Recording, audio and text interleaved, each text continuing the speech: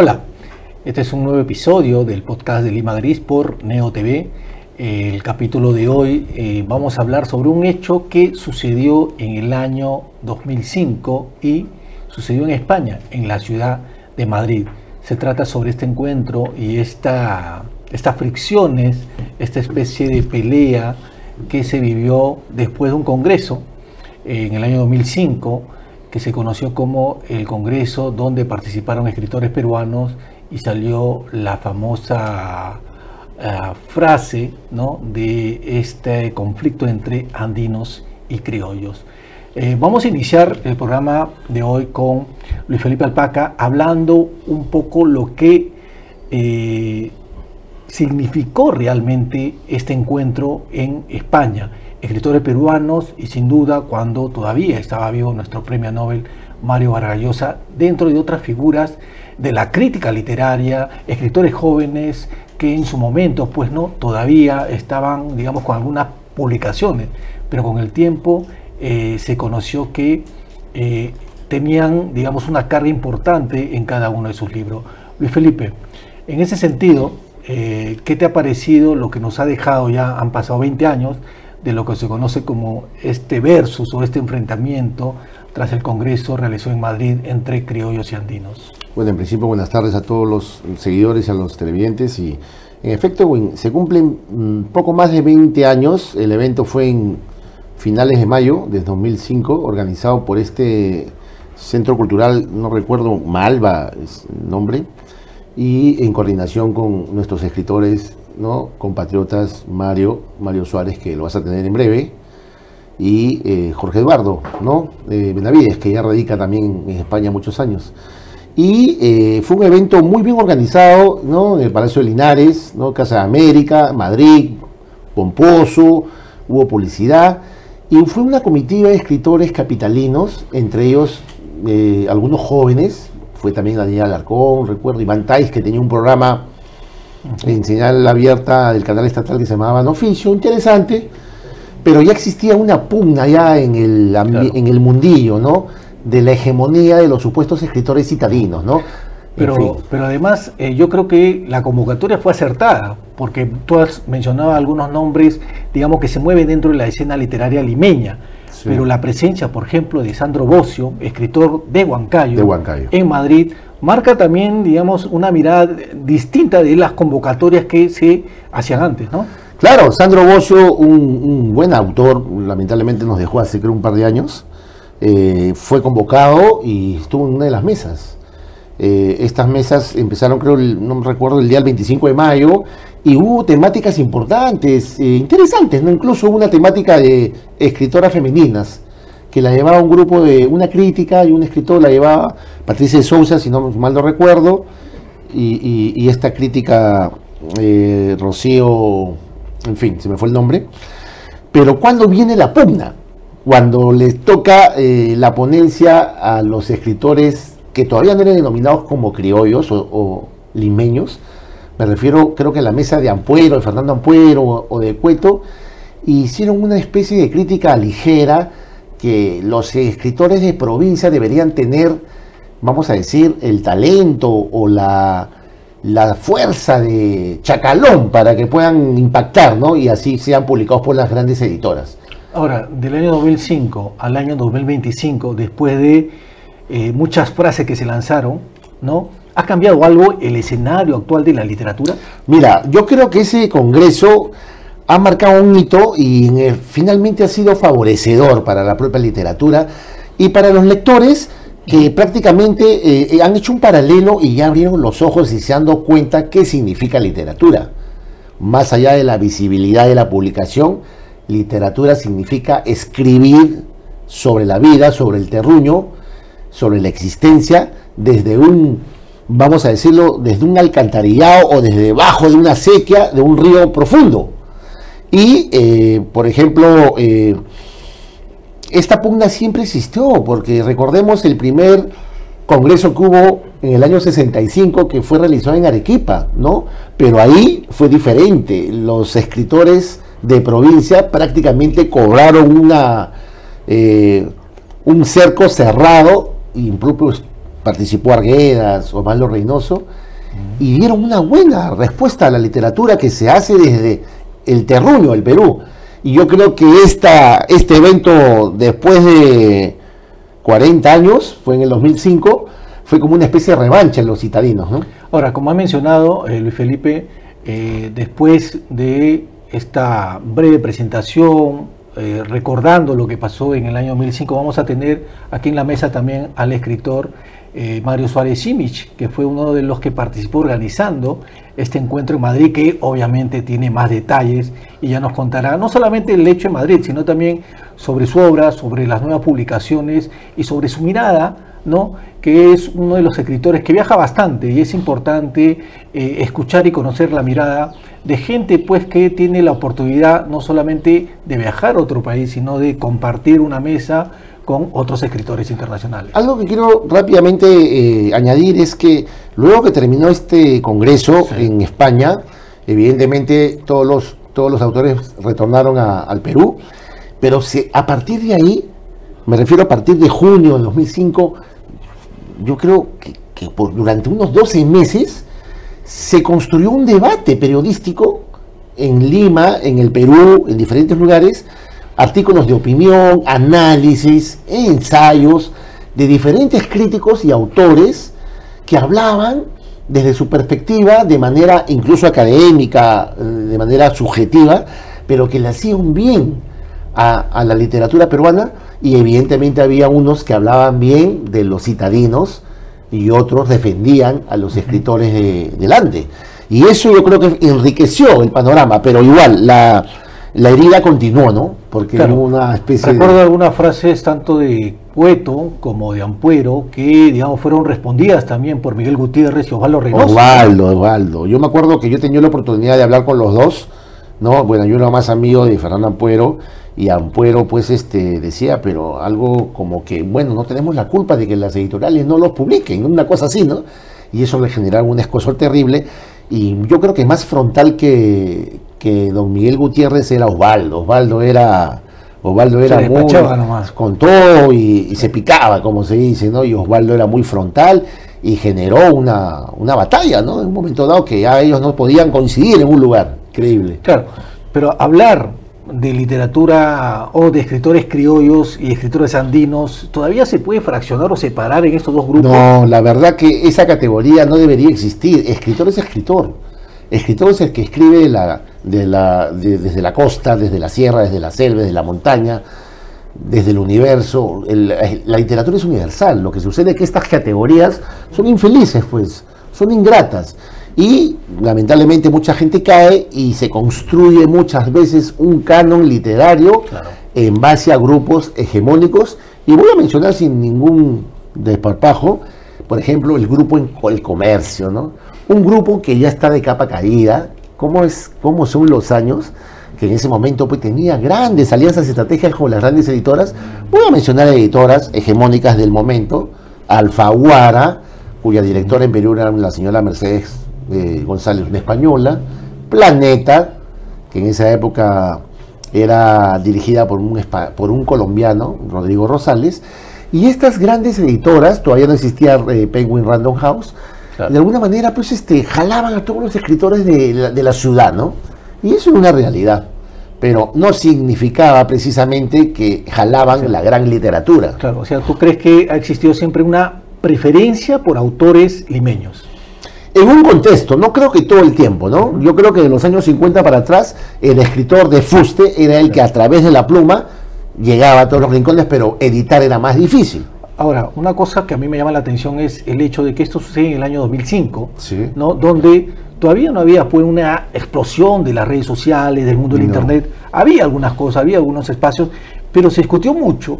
¿Qué crees que fue el detonante para esto? Porque duró buen tiempo también. El detonante, como te digo, durante el Congreso, que fue en Madrid, fue la insolencia, las aseveraciones probablemente de algunos... Tú lo señalas como una insolencia. Bueno, es que yo creo que tiene que haber respeto, ¿no? Claro. Yo creo que tiene que haber respeto. O sea, la literatura de un colega autor no me podrá gustar, pero tengo que respetar su oficio, su trabajo solitario, ¿no? Porque sé que tiene lectores, todos tienen lectores. Y yo creo que de repente esas aseveraciones de dos escritores citadinos, Claro. les dolió pues a... Ahora, en el año 2005 tampoco no existía el Ministerio de Cultura. Ahora existe un Ministerio de Cultura, ahora uno puede creer que las cosas han cambiado. Y que tiene un Premio Nacional de Cultura, ojo, Claro. un Premio Nacional de Cultura que se otorga Claro. por una obra del momento. Pero personalmente yo creo que nada ha cambiado. Es mi punto de vista. Yo creo que las preferencias continúan. Hay escritores que no se leen, entre ellos peor voltean a ver lo que se produce en la sierra o en la selva. Hay demasiada ignorancia de los propios escritores que escriben en Lima, ¿no? Desconociendo a sus pares tanto en el Ande como en la selva. Yo creo que hay más visibilidad, pero eso tiene sus pasivos. Hay más visibilidad de escritores, más facilidad de editar a través de editoriales independientes. Sin embargo, al mismo tiempo parece que se ha canibalizado la prosa de los escritores. ¿No? O sea, ¿no? En Ahora, ese sentido. la literatura peruana es buena, y Claro que voy a sí. esto, cambiando un poco de tema. Si tenemos una buena literatura, ¿por qué no tenemos buenos guiones en las películas? Interesante, porque se supone que los escritores redactan o confeccionan los mejores guiones.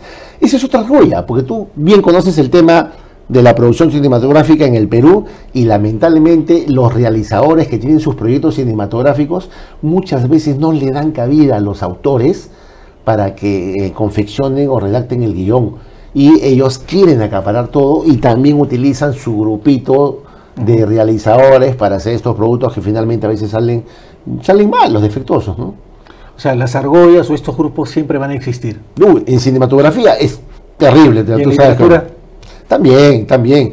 Pero yo al mismo tiempo quiero decir de que en vano no han pasado 20 años. Sí, Claro. creo ver que más autores de diferentes regiones del país, yo no digo provincia, tienen ahora más visibilidad y están siendo publicados.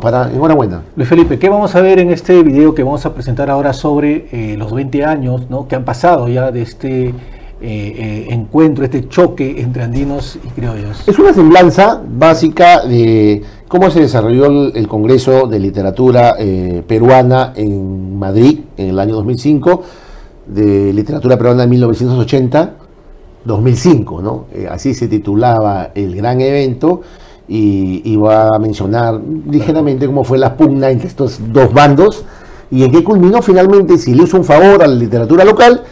Y bueno, Claro. quiero felicitar también a Mario, que se encuentra aquí en el SEC y que tiene para darte datos más ricos, Claro. más de último momento. Hay muchos de esos escritores que participaron en Madrid que están muertos, que nos dejaron, pero hay algunos que todavía siguen vivos. Quiero mencionar y hacerle un homenaje a Miguel Gutiérrez.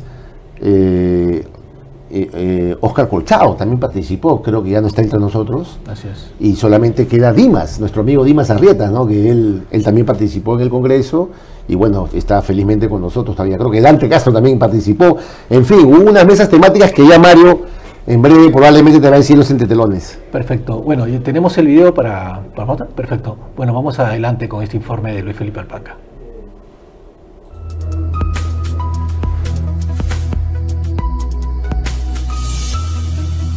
Lima Gris. Hoy en Lima Gris, escritores andinos versus criollos, 20 años después. Mayo de 2005, en el Palacio de Linares, sede de la Casa de América en Madrid, se inauguraba un evento sin precedentes, el Congreso Internacional 25 años de narrativa peruana, 1980-2005.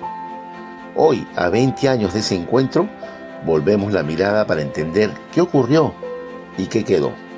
Organizado por la Asociación Cultural Mirada Malva, junto a los escritores Jorge Eduardo Benavides y Mario Suárez Simich, el Congreso reunió a más de 60 participantes, narradores, críticos, académicos y editores llegados de Perú, España, Estados Unidos, Francia y Canadá. Su objetivo era ambicioso: hacer un balance crítico de la narrativa peruana entre 1980 y 2005. Y lo hizo abordando temas como la violencia política, la narrativa regional, la literatura hecha por mujeres y el papel de los nuevos escritores desde el exilio.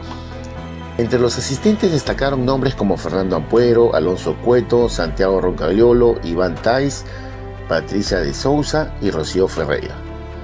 Y desde el interior del país, figuras clave como Óscar Colchado Lucio, Dimas Arrieta y el recordado Miguel Gutiérrez. Pero lo que marcó para siempre este congreso fue una polémica que dividió el campo literario, el debate conocido como andinos versus criollos. Durante las mesas de discusión, algunos escritores limeños sugirieron que los autores andinos adoptaran estrategias culturales más populares, como las de Chacalón o Dina Paucar. La propuesta fue recibida con indignación. Los escritores andinos respondieron denunciando el centralismo limeño y exigiendo reconocimiento para una narrativa que, según ellos, era ignorada por los medios capitalinos. Por primera vez en un evento literario internacional se trazaron con claridad dos bandos enfrentados. El escritor Miguel Gutiérrez, en su discurso de clausura, intentó cerrar heridas, recordando que lo esencial en un escritor no es la visibilidad, sino la autenticidad de su proceso creador. Curiosamente, tras este evento internacional, en Perú el tema perduró varios meses y diversos escritores y críticos escribían en la mayoría de tabloides peruanos artículos de opinión, unos a favor de los denominados escritores criollos y otros que defendían a los autores de otras regiones del Perú. Sin embargo, ese fragor poco a poco se fue extinguiendo. Hoy, 20 años después, este congreso sigue siendo un hito. Sirvió para visibilizar tensiones profundas entre el centro y la periferia cultural del Perú, pero también permitió abrir un diálogo que, aunque tenso, era necesario. ¿Fue fructífero? Sí, porque nos recordó que la literatura no solo se escribe, también se disputa. Y en esa disputa, el Perú sigue buscando su verdadera voz.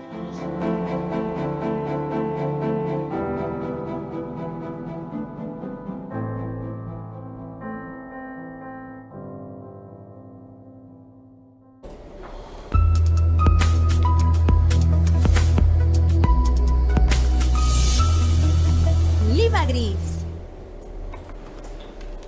Bueno, y regresamos aquí en este episodio de Lima Gris. Acabamos de ver el informe preparado por Luis Felipe Alpaca, que nos trae a la memoria, ¿no?, este encuentro en Madrid de escritores peruanos en el año 2005.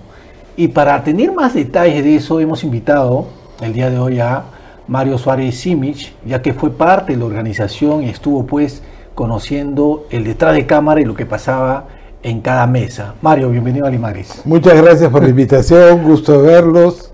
Mario, primero, han pasado 20 años. ¿Cómo ves ese tiempo después de toda esa experiencia y todo lo que sucedió en Madrid?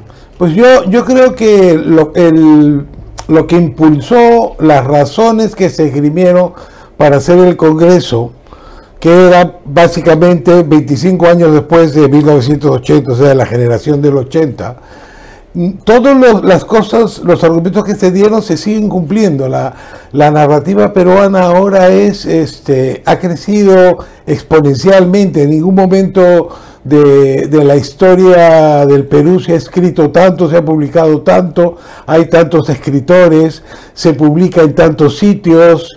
Hay una cantidad, es tanto que es imposible estar al día solo de lo que se publica en narrativa en el Perú.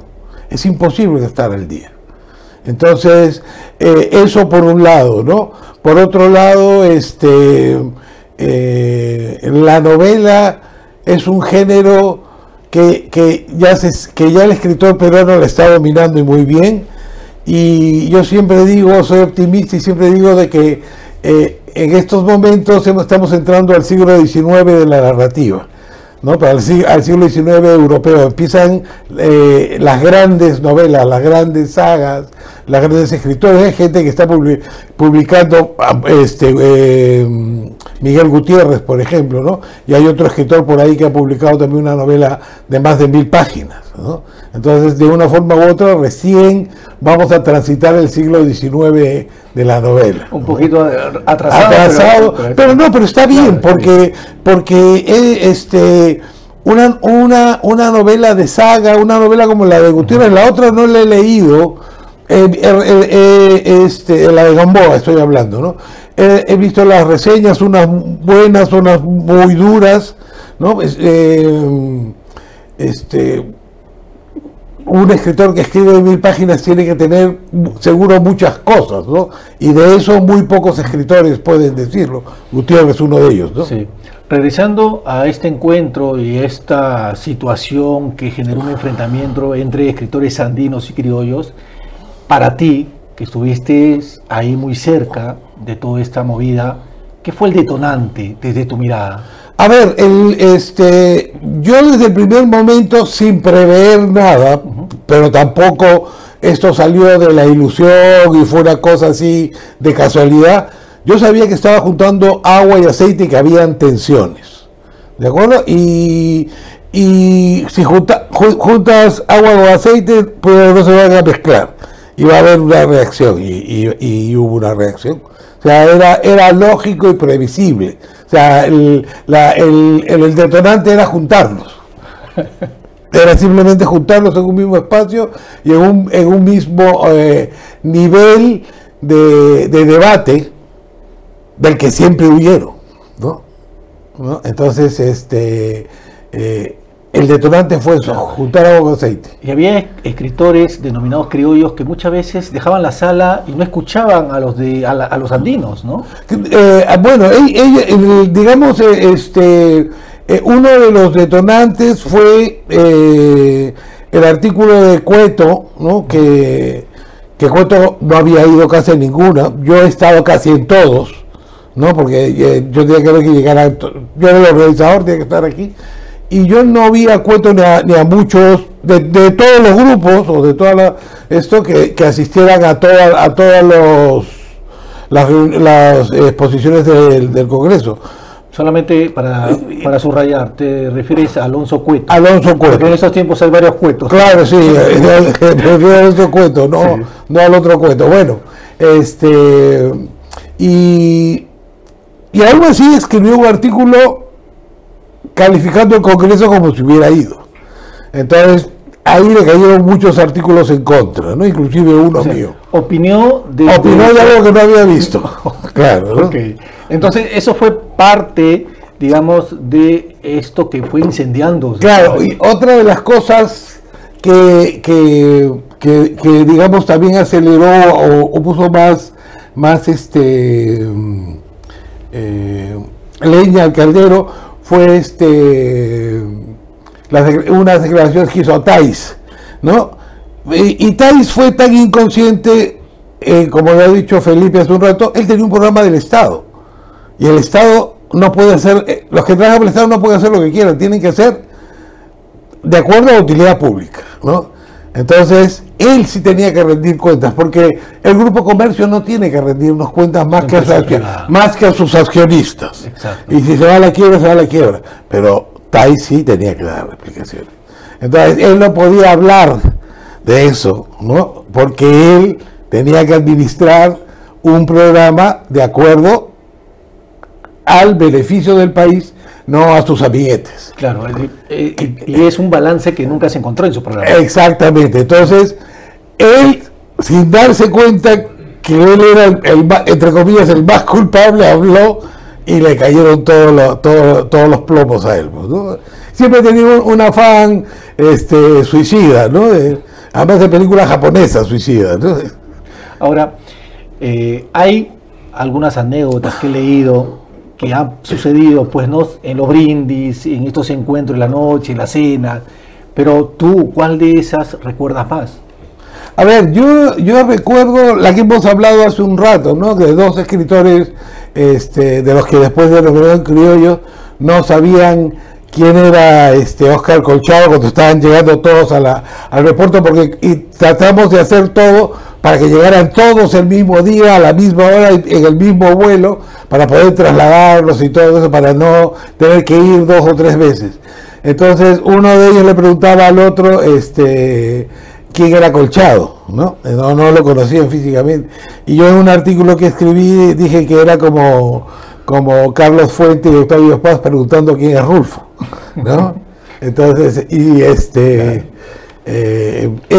tipo de cosas, pero el asunto ellos siempre pintaron un resentimiento, Cuando dices ellos, ¿a quién te refieres? Al grupo que después se llamó Los Criollos, Okay.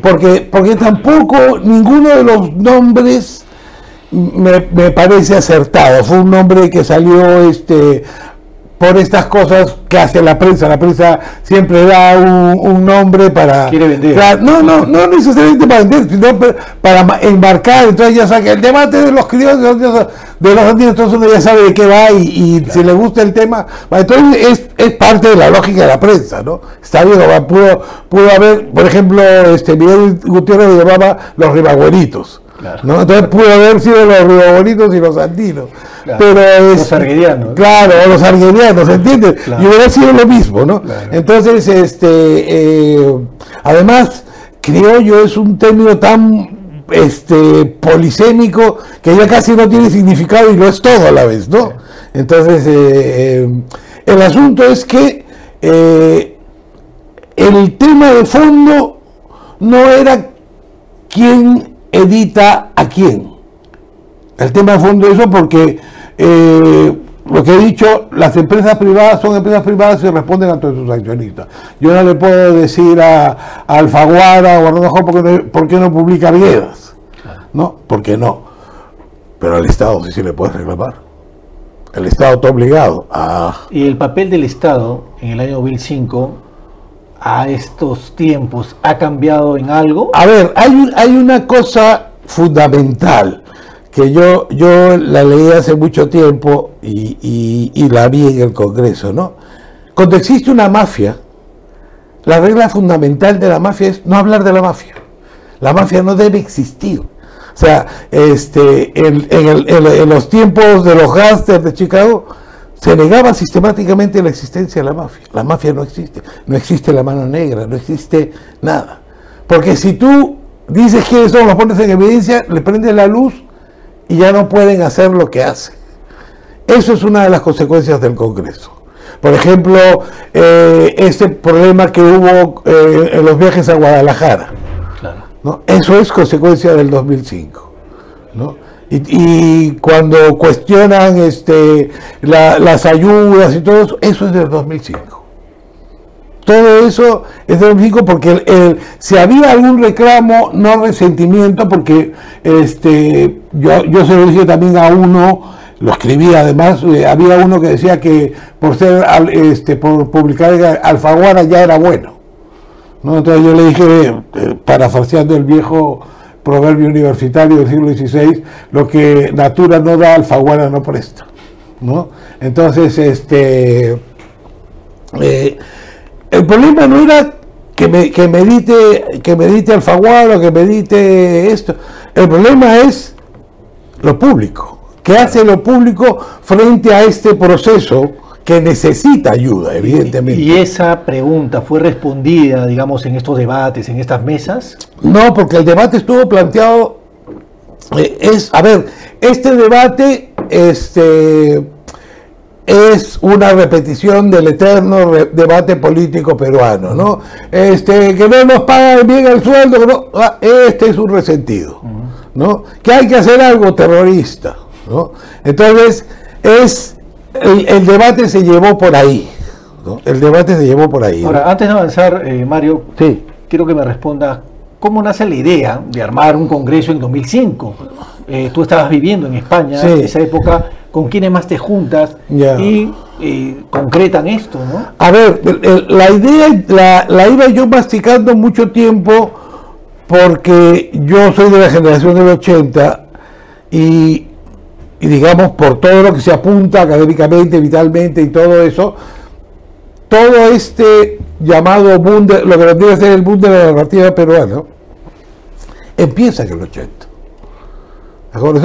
No solamente he sido protagonista, sino testigo, soy testigo protagonista, y he visto todas esas cosas que se formulan en las razones por las que se organiza el Congreso. Es decir, hay un momento en que el arte de escribir se democratiza de tal manera que ya no solamente escribe la vieja élite que escribía siempre, ¿no? O sea, eso ya se había roto con Vallejo y con Valdelomar a principios del siglo XX, pero había roto todas esas barreras de la clase media. Estoy hablando de Vargas Llosa, ¿no? Estoy hablando del mismo Gutiérrez, de esta pequeña clase media acomodada, ¿no? Que es parte de la expansión del campo a la ciudad, ¿no? Que vienen a Lima, como la historia, digamos, de nuestros padres. Son clase media de provincia que vienen a Lima a estudiar, a hacer carrera y toda la historia, ¿no? Entonces, desborda esa clase y ya entra sectores populares, sectores masivos. Ahora se puede decir que hay una literatura del cono norte, del cono sur, ¿no? Puedes hablar de literatura peruano-japonesa, peruano-china, narrativa peruano-china. O sea, el problema es que una cosa es un concepto académico, es decir, o un concepto que tú usas por pedagogía, es decir, usas literatura regional para estudiar los puntos en común, pero la literatura regional no existe. Existe la literatura peruana en general con todo que es la suma de todos los problemas. Ahora tú puedes estudiar los escritores arequipeños, claro, los de la costa, los de Huancavelica. Tú puedes plantarte la metodología que quieras, pero hacer esa metodología no significa hacer una distinción, ni hacer una división, ni esa división existe. Ahora, ¿no? Regresando al Congreso, año 2005, curiosamente son 5 años antes que Mario Vargas Llosa gane el Premio Nobel de Literatura. ¿Qué recuerdas del papel de Mario, del movimiento de Mario en medio de todo ese Congreso?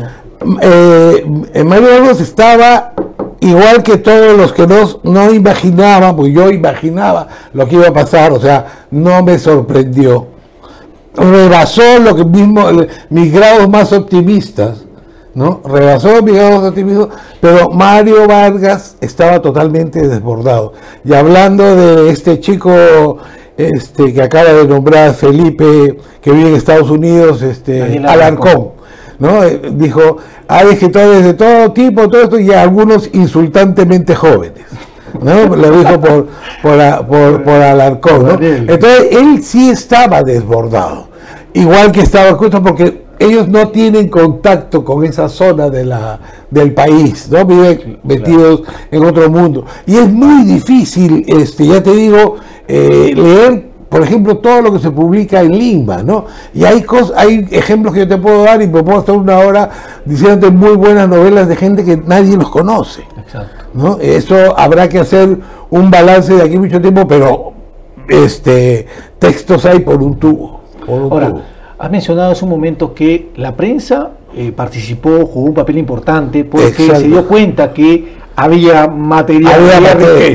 Claro. Pero, digamos, ¿los medios se prestaron de igual forma para los criollos y para los andinos? Depende de los medios. En realidad era la consigna de Valdelomar, que hablen bien o que hablen mal, pero que hablen, ¿no? En realidad, y además tampoco la gente estaba preparada para saber del tema. O sea, la gente tomó partido, claro. La gente tomó partido, el comercio tomó partido, otros partidos se escribían y se disparaban desde las columnas, ¿no? Pero en realidad el debate entre andinos y criollos es un debate que no existe, porque no existen criollos y existen andinos. O sea, a ver, por ejemplo, Sandro Bocio, que ha nacido en Huancayo, y los mismos huancaínos en su primera novela lo acusaban de no ser huancaíno, ¿no? Es que escribe una novela que pasa en Lima, en el Callao del siglo XVI, escribe una novela de Lima, escribe una novela sobre Bolívar, sus cuentos son fantásticos, son aquí, o sea, mi amigo Santos podía haber nacido en cualquier sitio. Exacto. Y seguía siendo un escritor peruano.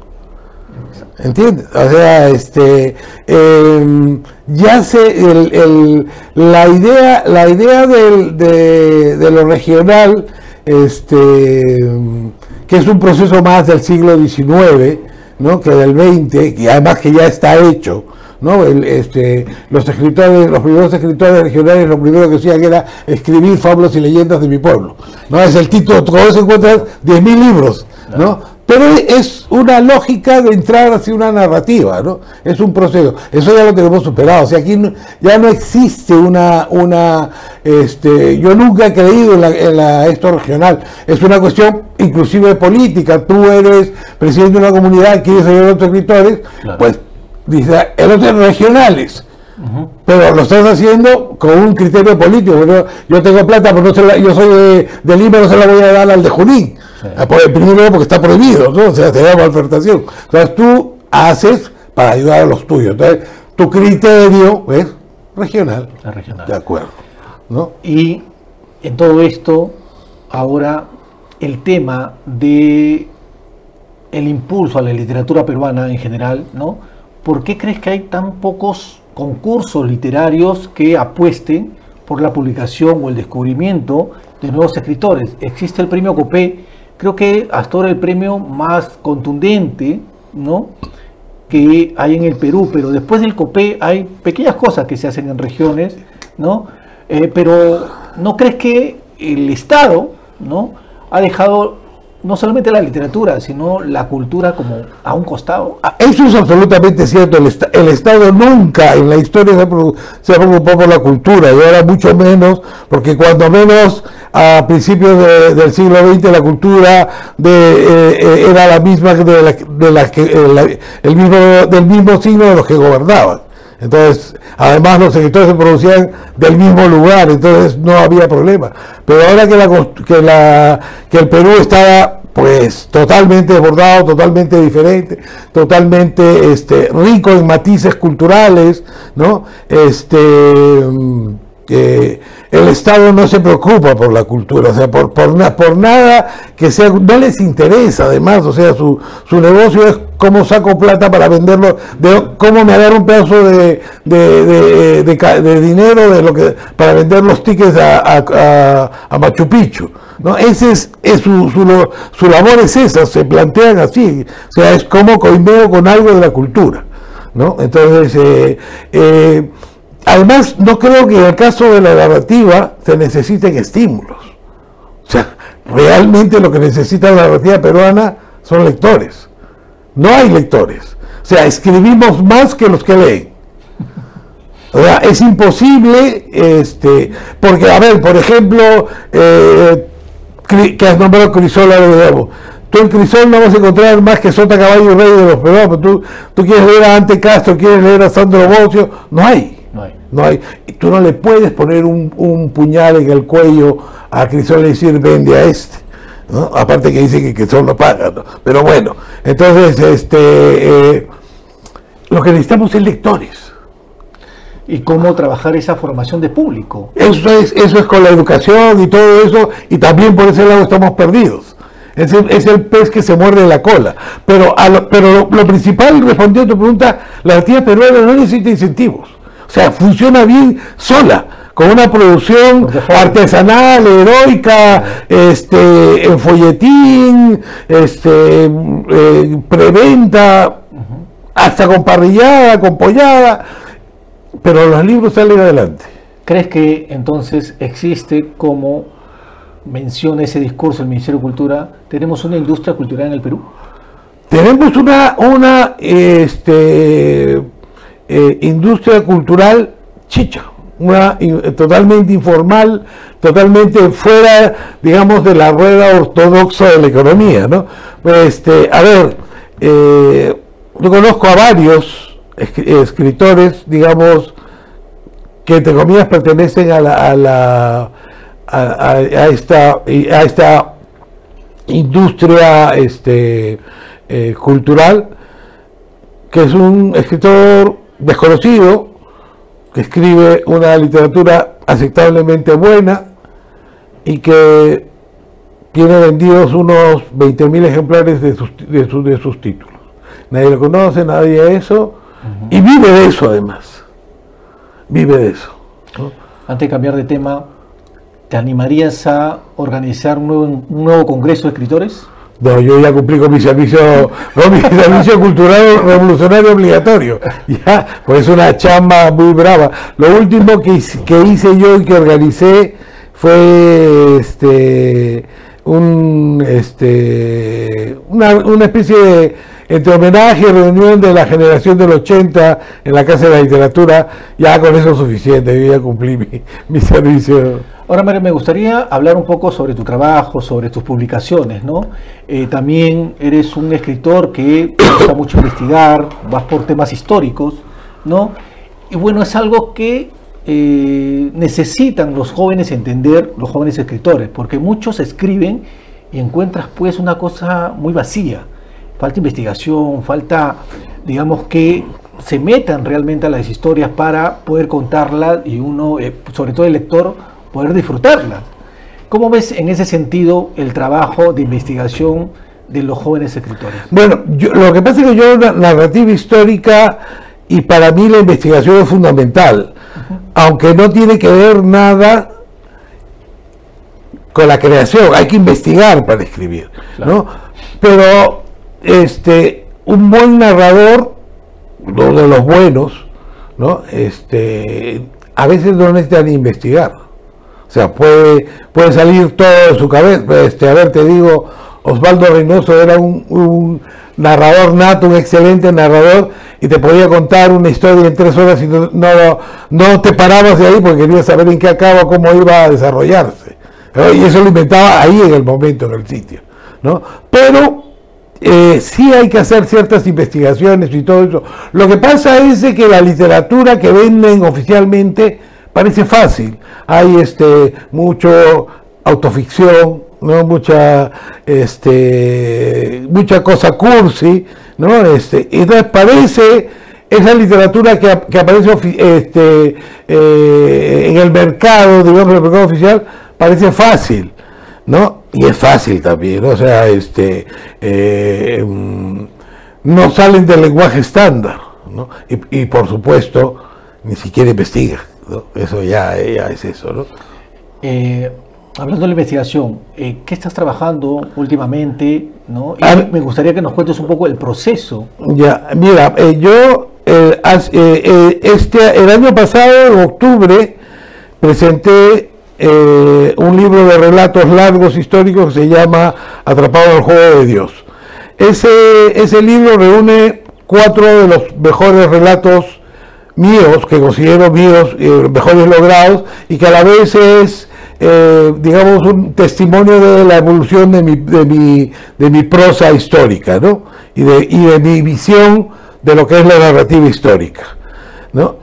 El año anterior, o año y medio antes, publiqué una novela policial que se llama El Carnaval de los Espíritus, que se centra en el año 1939.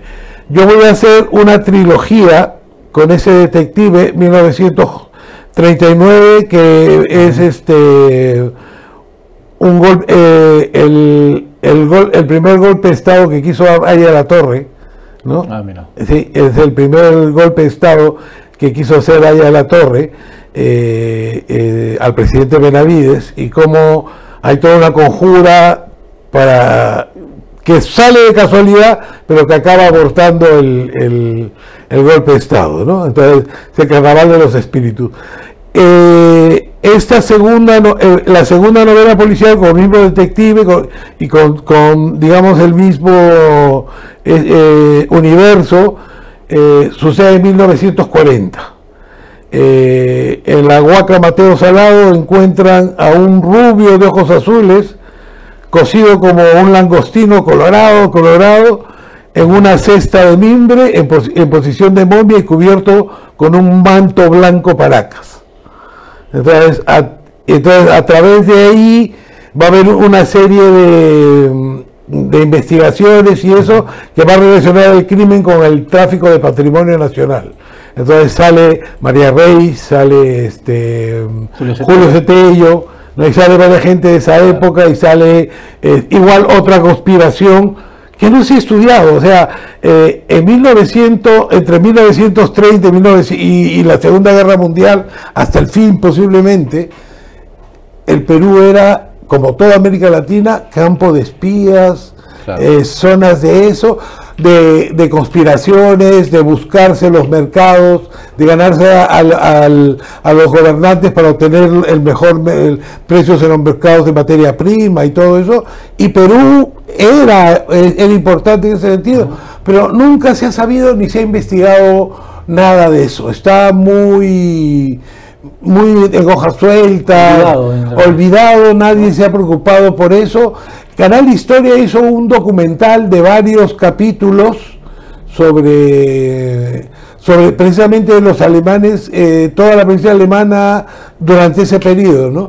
Y el espacio de Perú dura la historia de un soldado peruano que en la historia del ejército belga y llegó a la toma de París, y después la historia de esta chica que trabaja el periodista Coya, que es el único que rescata algunas cosas de esa época, Hugo Coya, de esta chica francesa peruana que murió, la mataron en un campo de concentración, que hizo labor antinazi. Pero hay muchas cosas que no se han investigado, ¿no? Y están ahí buscando a alguien que la descubra. ¿Eras admirador de Mario Vargas Llosa? Mira, te lo pregunto porque he escuchado a varios escritores muy cercanos a él que han tomado distintas formas su fallecimiento, ¿no? Por eso. No, a ver, el fallecimiento no tiene que ser, no tiene nada que ver con la obra.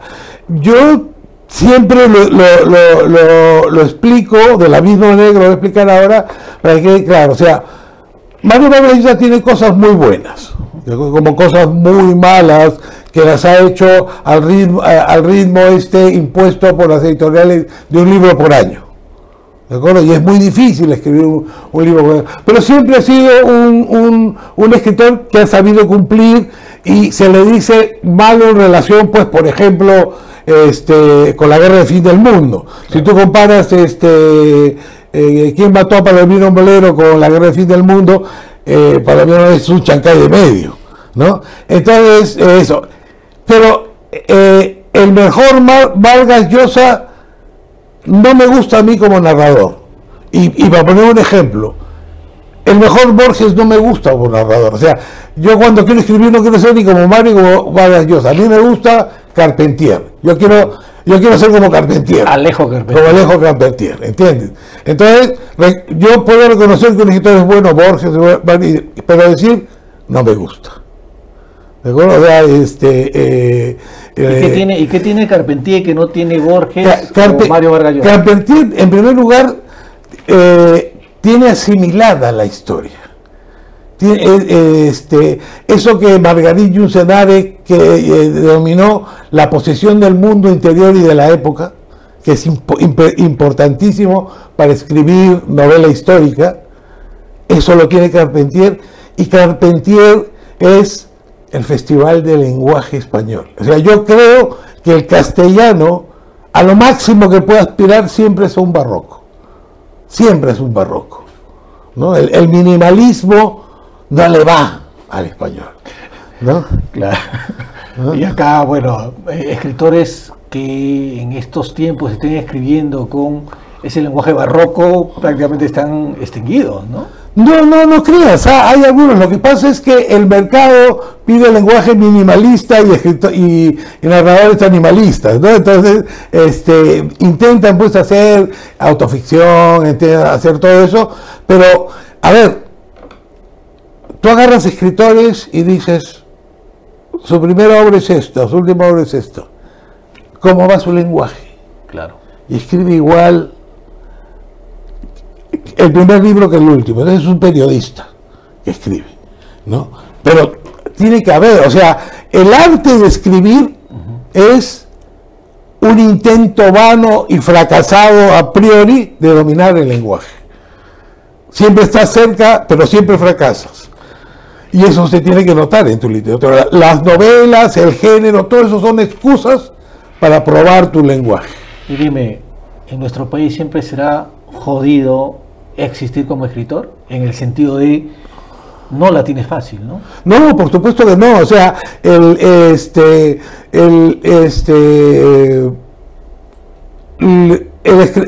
escritor que se le permite sobrevivir es al no peligroso.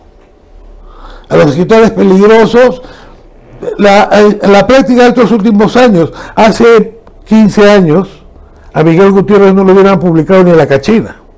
Y ahora se matan Alfaguara y todos ellos. Antes lo llevaban a llamar terroristas y todo eso, y ahora Alfaguara saca ediciones de lujo, porque ya no es considerado peligroso, está muerto. Los peligrosos no, los peligrosos no deben salir. Entonces,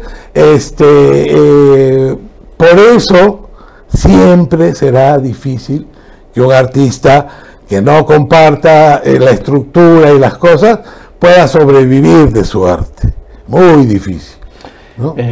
Finalmente, María, que el tiempo nos ha ganado, ¿podrías recomendar, si te atreves, a algunos escritores jóvenes como para buscarlos? Ya que, como mencionas, muchas veces que no aparecen en la librería, pero existen. A ver, Norabuena, por ejemplo. Norabuena es un excelente escritor.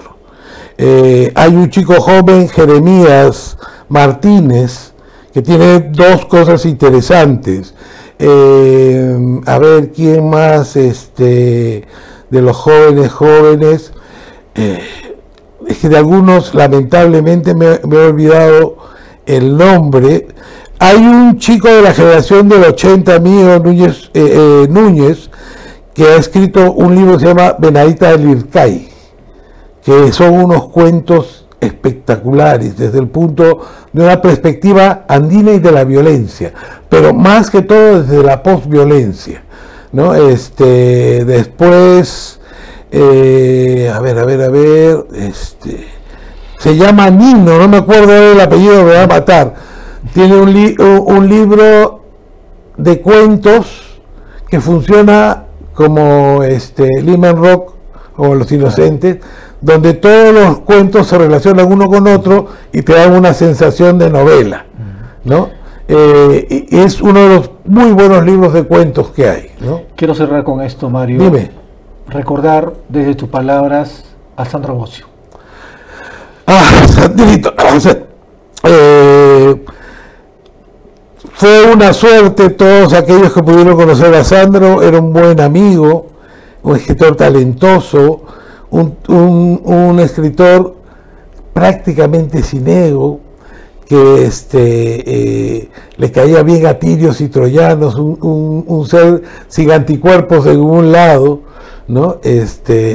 Conciliador, muy buena gente y sobre todo con mucho talento, Se nos fue joven, ¿no? Se nos fue joven con 50 y pico de años, con menos de 55. Se lo llevó y yo lo vi hasta el final. Cuando venía aquí nos veíamos siempre. Mira, cuando yo leía a Sandro Bosio, porque yo vivía en España, venía aquí y le preguntaba a todos mis amigos, oye, ¿quién es bueno para llevarme el libro sin leer? Leí el libro de Sandro, que había ganado el BCR, el llanto de las tinieblas. Yo no lo conocía nada y lo invité a Madrid. Yo le dije, vente a Madrid. Me dijo, yo tengo pocos pasajes, yo te voy a dar uno. Me dice, no tengo, te vienes a mi casa. En mi casa han llevado a dormir 10 o 12 del Congreso de Madrid, entre las terrazas, las habitaciones, la alfombra, todos hemos dormido ahí. Y uno de ellos era Sandrito. Yo a Sandro lo conozco personalmente en el Congreso de Madrid. Antes yo le había escrito, porque había leído su libro, le he dicho, me ha gustado muchísimo, es muy bueno. Y ahí empezamos una correspondencia y lo invité a Madrid. Y él siempre se acordaba de eso, ¿no? Del espacio. Del espacio y de haber reconocido su trabajo, ¿no? Perfecto.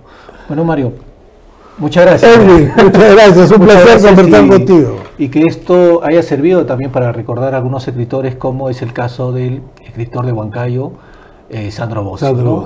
Un saludo para toda su familia y para los amigos y para sus lectores. Nos vemos hasta el próximo episodio. Muchas gracias.